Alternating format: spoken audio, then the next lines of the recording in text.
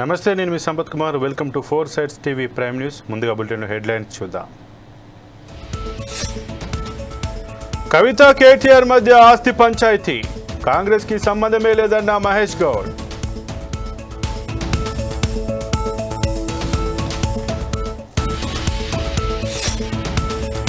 పాక్ అణుబెదిరింపులకు భయపడేది లేదు ఆపరేషన్ సింధూర్ ఇంకా ముగియలేదన్న ప్రధాని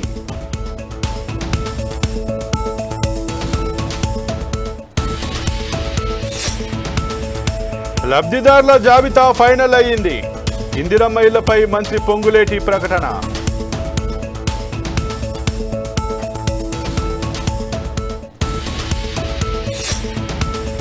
సీమలో బలముందని నిరూపించుకునే ప్రయత్నం టీడీపీ మహానాడుపై అంబటి విమర్శలు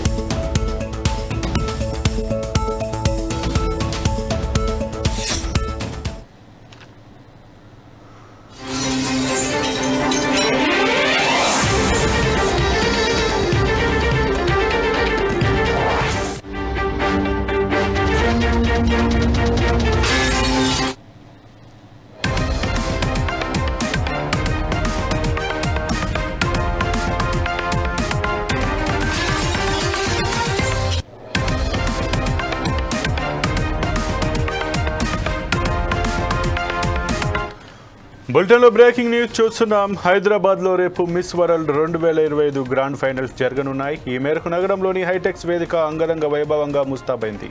తెలంగాణ రాష్ట్ర ప్రభుత్వం ఈ కార్యక్రమానికి సంబంధించి అన్ని ఏర్పాట్లను పూర్తి చేసింది. ఇందులో 108 దేశాల నుంచి వచ్చిన అందాల సుందరంగులు పాల్గొంటున్నారు. ఈ పోటీలు బ్యూటీ విత్ ఏ పర్పస్ అనే నినాదంతో జరుగుతున్నాయి. ఇందులో అందంతో పాటు తెలివితేటలు, సామాజిక అంశాల పట్ల అవగాహన వంటివి కీలక పాత్ర పోషిస్తాయి.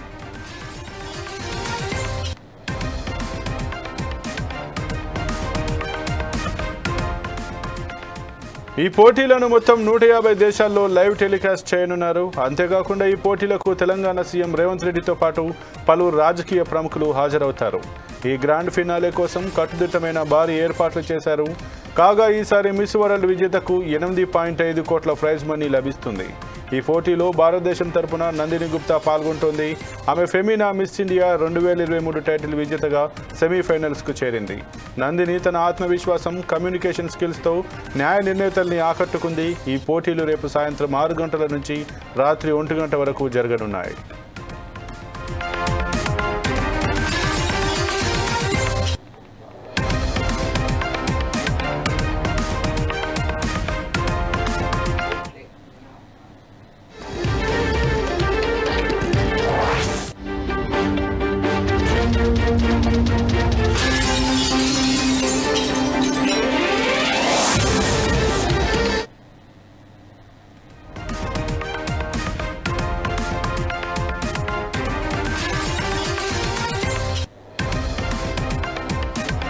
హైదరాబాద్లోని మధురానగర్లో భారీ అగ్ని ప్రమాదం సంభవించింది. ఓ అపార్ట్మెంట్లోని సెకండ్ ఫ్లోర్లో ఏసీ కంప్రెషర్లు పేలాయి.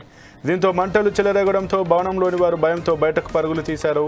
సమాచారం అందుకున్న అగ్నిమాపక సిబ్బంది ఘటనా స్థలానికి చేరుకొని 2 ఫైర్ ఇంజన్లతో మంటలను అదుపు చేశారు.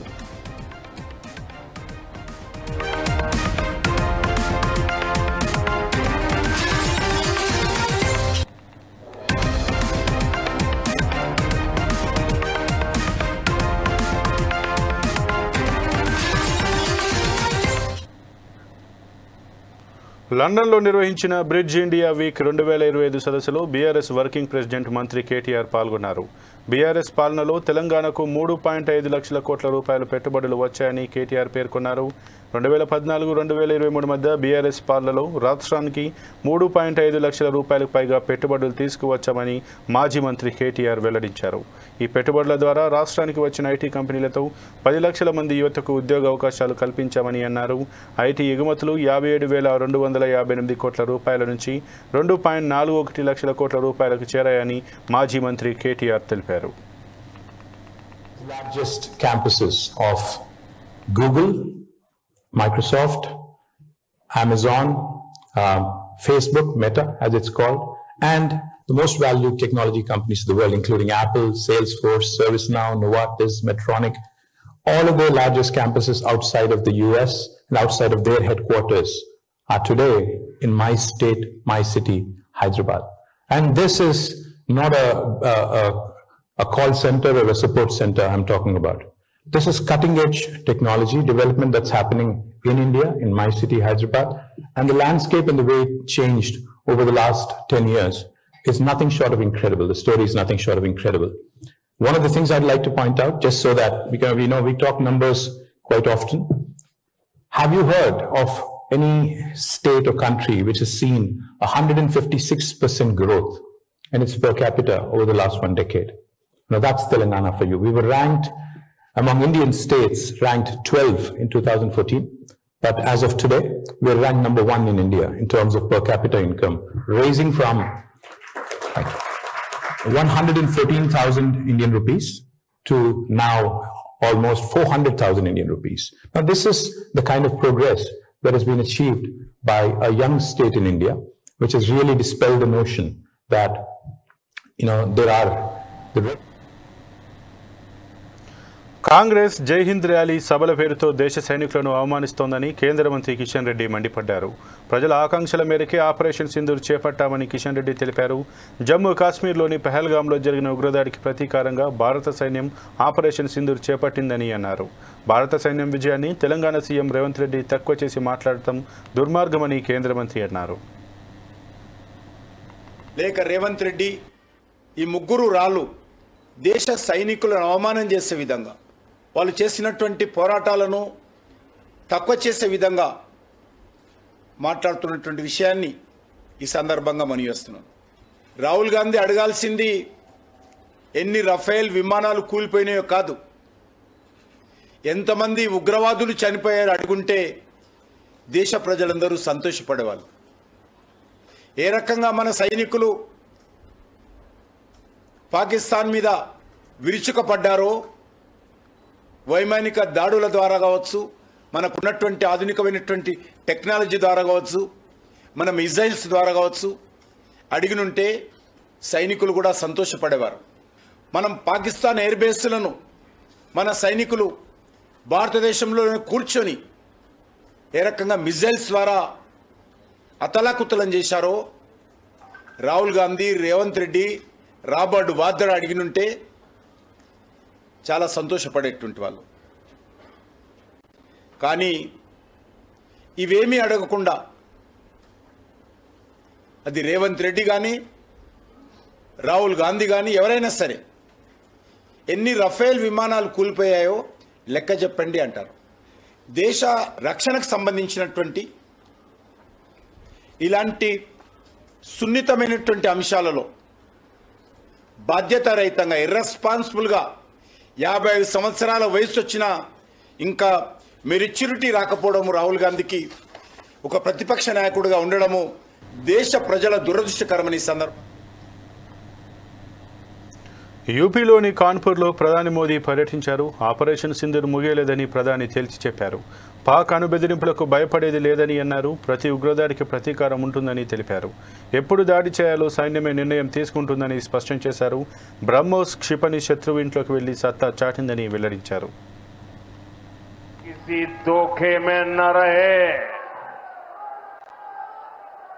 ऑपरेशन सिंदूर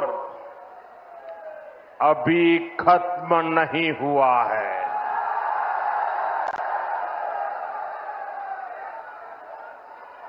भारत ने आतंक के खिलाफ अपनी लड़ाई में 3 सूत्र स्पष्ट रूप से तय किए हैं. पहला, भारत हर आतंकी हमले का करारा जवाब देगा. उसका समय, जवाब देने का तरीका और जवाब देने की शर्तें हमारी सेनाएं खुद तय करेगी. दूसरा, भारत अब एटम बम की गीदड़ बप्पी से नहीं डरेगा.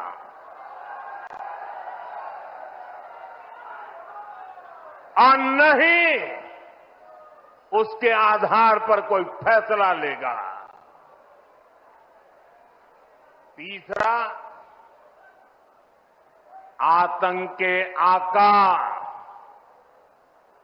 और आतंकी सरपरस्त सरकार को भारत एक ही नजर से देखेगा,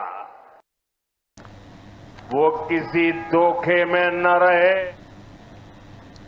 3 రోజుల మహానాడులో భజనలు తప్ప మరేమీ లేదని మాజీ మంత్రి అంబటి రాంబాబు విమర్శించారు. కడపలో మహానాడు పెట్టడం ద్వారా తమకు బలం ఉందని నిరూపించుకునే ప్రయత్నం చేశారని ఆయన అన్నారు. మహానాడులో చంద్రబాబు పూర్తిగా అభద్రతా భావంతో ఉన్నారు. 3 రోజుల పాటు జరిగినటువంటి ఈ మహానాడులో వారు ఇచ్చిన హామీలు సూపర్ 6, సూపర్ 7 అవి కాక 148 హామీలు ఇచ్చారు. 3 రోజుల పాటులో 3 హామీలైనా మేము నెరవేర్చాము అని చెప్పుకునే ధైర్యం లేదు, అని చెప్పుకొని ముందుకెళ్లే పరిస్థితి లేనటువంటి దౌర్భాగ్యమైన పరిస్థితుల్లో ఆర్భాటం చేసి డైవర్ట్ చేసుకునేటువంటి కార్యక్రమాలు చేశారు. తెలంగాణ నుంచి అక్కడి నుంచి ఇక్కడి నుంచి కొంతమంది కేతుగాళ్లను, కొంతమంది హాస్యనటుల్ని తీసుకొచ్చి స్కిట్లేసి డైవర్ట్ చేసేటటువంటి పరిస్థితి తెచ్చారు తప్ప సూటిగా ప్రజలకు ఈ సంవత్సరం పాటు మేము ఇది చేశాము అని చెప్పుకున్నటువంటి సందర్భమే 3 రోజులు ఎక్కడ కనిపించలా.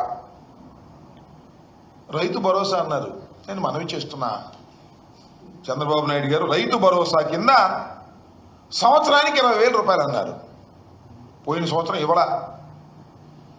20,000 రూపాయలు బాకీ రైతుకి, మళ్ళా ఈ సంవత్సరం ఇవ్వాలి, అది ఇవ్వలా. ఈ 40,000 ఎప్పుడు ఇస్తారు అనేది మహానాడులో ఎక్కడ చెప్పలా, చెప్పే ప్రయత్నం కూడా చేయలా. ఇకపోతే అమ్మఒడి, దాన్ని ఏదో తల్లికి వందనం అని పేరు మార్చాడు చంద్రబాబు నాయుడు గారు. మంచిదే, మీ పార్టీ కాబట్టి అధికారంలోకి వచ్చింది, మీరు పేరు మార్చుకున్నారు. ఏమన్నారు మీరు?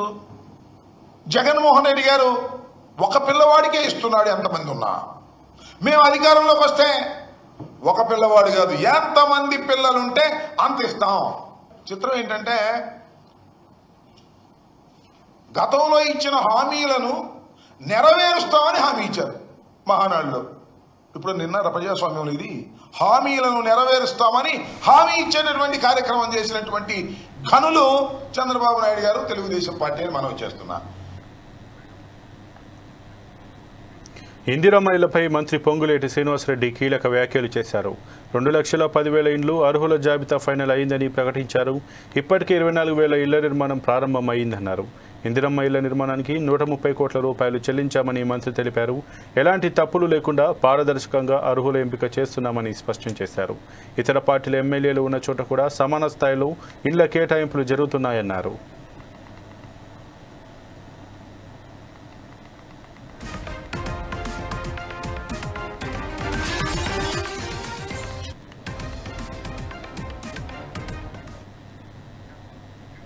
కవిత కేటీఆర్ మధ్య ఆస్తుల పంచాయతీ జరుగుతోందని టీపీసీ చీఫ్ మహేష్ గౌడ్ అన్నారు. కేసీఆర్ రంగంలోకి దిగితే పంచాయతీ తేలిపోతుందని తెలిపారు. వారి కుటుంబ గొడవలతో కాంగ్రెస్ పార్టీకి ఏంటి సంబంధమని ప్రశ్నించారు. అయినా కవితను చేర్చుకోవాల్సిన అవసరం, ఆవశ్యకత కాంగ్రెస్ పార్టీకి లేదన్నారు. సరైన టైంలో కేసీఆర్ గారు రంగంలో దిగి వాటాలు సరి చేస్తే పంచాయతీ అయిపోతుంది. దీంట్లో కాంగ్రెస్కి ఏం సంబంధము? టీఆర్ఎస్ పార్టీ పని రాష్ట్రంలో అయిపోయింది. అయిపోయిన పార్టీలో అక్కడ వారి కుటుంబ పంచాయతీతో కాంగ్రెస్కి సంబంధము. వేరొక పార్టీలో జరుగుతున్న పంచాయతీ వల్ల లాభం పొందాలనే ప్రయత్నం మేము చేయము. మాకు కొన్ని నిర్దిష్టమైనటువంటి పద్ధతులు ఉన్నాయి. మాకు ఆ పంచాయతీ వారే తీర్చుకోవాలి. వేరొక పార్టీకి చిన్న చితకర కోవట్లు ఉంటారు, సహజంగా ఉంటారు. ఇప్పుడు కవిత చెప్తుంది ఏంది ఆనాడు తనపై జరుగుతున్న అసత్య ప్రచారాలను బీజేపీ ఎంపీ రఘునందన్ రావు ఖండించారు. పేడ్ బ్యాచ్తో అసత్య వార్తలను రాయిస్తున్నారని మండిపడ్డారు. కవిత వ్యాఖ్యలతో ఇది స్పష్టమవుతోందని ఆయన అన్నారు. బీఆర్ఎస్ పార్టీ ఉద్యమకారులను పట్టించుకోలేదని రఘునందన్ విమర్శించారు. రాష్ట్రం ఏర్పడ్డాక కేసీఆర్ కుటుంబం మాత్రమే బాగుపడిందని ఆయన అన్నారు. తెలంగాణ ప్రజలు బీఆర్ఎస్ను పక్కన పెట్టారని రఘునందన్ ఈ సందర్భంగా హాట్ కామెంట్స్ చేశారు. మా మీద వ్యక్తిగత బురద జల్లేటువంటి కార్యక్రమాలు, రఘునందన్ రావు మాట్లాడితే ఏదో టీఆర్ఎస్ మీద అక్కసితోటి మాట్లాడుకునేటోళ్ళు అనుకునేటోళ్ళు ఇంతకాలం. రఘునందన్ రావు మీద వ్యక్తిగతంగా బురద జల్లేందుకు చాలా మంది ప్రయత్నం చేసినారు. సోషల్ మీడియాలో ఇంకా కూడా నిన్న మా చెల్లె కవితమ్మ చెప్పినటువంటి పెయిడ్ ఆర్టికల్స్ రఘునందన్ రావు మీద రోజు రాపిస్తూనే ఉన్నారు. పెయిడ్ న్యూస్ ఛానల్స్, పెయిడ్ జర్నలిస్టులు, కొత్త కొత్త పదాలు వింటున్నాం. 1995లో Raghunandan Rao contributor, but I never heard పైసలు తీసుకొని వార్తలు రాస్తారని, పైసలకు ఆర్టికల్ రాస్తారని మేము ఎప్పుడు జర్నలిజంలో పనిచేసినప్పుడు చూడలేదు. కానీ దురదృష్టం పెయిడ్ ఆర్టికల్స్, భారతదేశంలో అడ్రస్ లేని పేపర్లు, కానీ పొద్దుగా లేస్తే డిజిటల్ మీడియాలో కనబడతాయి. దొంగనే దొంగ దొంగ అని అరిచినట్టు కొంతమంది దొంగలకు జీతం ఇచ్చి రాపిచ్చి వాటిని పొద్దులేమగానే అన్ని యూట్యూబ్ ఛానళ్ళలో తిప్పించి వ్యక్తిత్వ హననానికి పాల్పడుతురు అని రఘునందన్ రావు మాట్లాడితేనేమో తప్పు అనిపించింది చాలా మందికి. కానీ నిన్న వాళ్ళ ఇంట్లోకెళ్ళి వచ్చినామని చెప్పింది, వాళ్ళ చెల్లెనే చెప్పింది. వేరే దేశాలలో పెట్టి వ్యక్తిత్వ హననానికి పాల్పడుతురు, ఆడబిడ్డను మీ ఇంటి బిడ్డను నా వ్యక్తిత్వాన్ని హననం చేస్తే కూడా ఇది చేస్తలేరా అని నేను రాష్ట్ర ప్రభుత్వాన్ని ఈ సందర్భంగా సూటిగా అడుగుతా ఉన్నాను. ముఖ్యమంత్రి గారిని వ్యక్తిత్వ హననం చేసిర్రు, నన్ను చేసిర్రు, ఆఖరికి ఆ ఇంట్లోకి వెళ్ళి వచ్చిన ఆడబిడ్డ అని చెప్పుకున్నామే నిన్న ఆమె చెప్పింది వేరే దేశాలలో పెట్టి వ్యక్తిత్వ హననం చేస్తూ ఉన్నారు, పెయిడ్ బ్యాచ్ల్ని నడిపిస్తున్నారని. కవిత ఎవరిని ఉద్దేశించి పెయిడ్ ఆర్టిస్టులను పెట్టిర్రు, పెయిడ్ బ్యాచ్లు పెట్టి నడిపిస్తున్నారని చెప్తుందో రేవంత్ రెడ్డి గారికి, రాష్ట్ర ముఖ్యమంత్రి గారికి తెలిసే ఉంటుంది. అందుకని ఆ పెయిడ్ ఆర్టిస్టులని, ఆ పెయిడ్ బ్యాచ్ని అందరినీ కూడా వెంటనే కేసులు పెట్టి రిమాండ్ చేయాలని నేను కూడా డిమాండ్ చేస్తా ఉన్నాను. ఎందుకంటే వ్యక్తుల వ్యక్తిత్వాన్ని హననం చేసేటువంటి అధికారం ఆర్టికల్ 19 మీకు ఇవ్వలేదు. ఫ్రీడమ్ ఆఫ్ స్పీచ్, స్వేచ్ఛ మీకు ఉందని చెప్పి మీరు ఎవరి మీద పడితే వాళ్ళ మీద ఏది పడితే అది రాసే అధికారం ఎవరికీ లేదు, ఏ ఛానల్కి లేదు, ఏ పేపర్కి లేదు, ఎవరికి లేదు. సో ఆ అంశం లోపల కవితకి ఇలా కడుపును వచ్చినట్టు కనబడుతుంది. కానీ మీరు అధికారంలో ఉన్నప్పుడు డ్రోన్లు ఎగిరేసిరని కొంతమంది రిమాండ్ చేసిర్రు, తప్పుడు కేసులు పెట్టిర్రు, రకరకాలైనటువంటి అవస్థలు పెట్టిర్రు. ఇలా నీ దాకా వస్తే చెల్లెకి కడుపును వస్తాను. అయినా ఈ పంచాయతీ ఈ రాష్ట్రంలో టీఆర్ఎస్ లేదు అని చెప్పడానికి నేను చేస్తున్నటువంటి ప్రయత్నం. టీఆర్ఎస్ ఏడుంది రాష్ట్రంలో? టీఆర్ఎస్ను వద్దని వాళ్ళ నాయననే ముంచేసి బీఆర్ఎస్ చేసేసారు. ఆ బీఆర్ఎస్ను వద్దనుకొని ప్రజలు బీఆర్ఎస్ ఇచ్చారు. ఇలా టీఆర్ఎస్, బీఆర్ఎస్, కవిత, కేటీఆర్, కేసీఆర్ అనేది చెల్లని రూపాయలుగా మారిపోయినాయి తెలంగాణ సమాజంలో. 2001 కేసీఆర్ తెలంగాణ ఉద్యమాన్ని ప్రారంభించినప్పుడు 18 నుంచి 35 ఏళ్ళ వయసున్న వాళ్ళంతా జై తెలంగాణ అంటే ఇట్లా పుట్టలు తెచ్చుకొని వచ్చి. గద్దర్ తెలంగాణ ఫిల్మ్ అవార్డ్స్ పై సూపర్ స్టార్ మహేష్ బాబు స్పందించారు. తెలంగాణ ప్రభుత్వానికి ప్రత్యేక ధన్యవాదాలు తెలిపారు.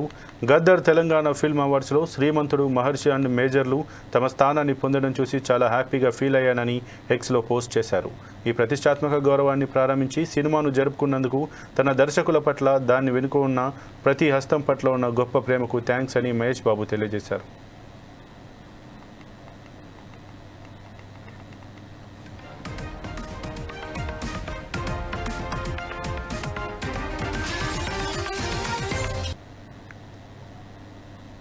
ఇక ఇవి ఇప్పటివరకు బులెటిన్లోని అప్డేట్స్. మరిన్ని అప్డేట్స్ కోసం చూస్తూనే ఉండండి 4 Sides TV.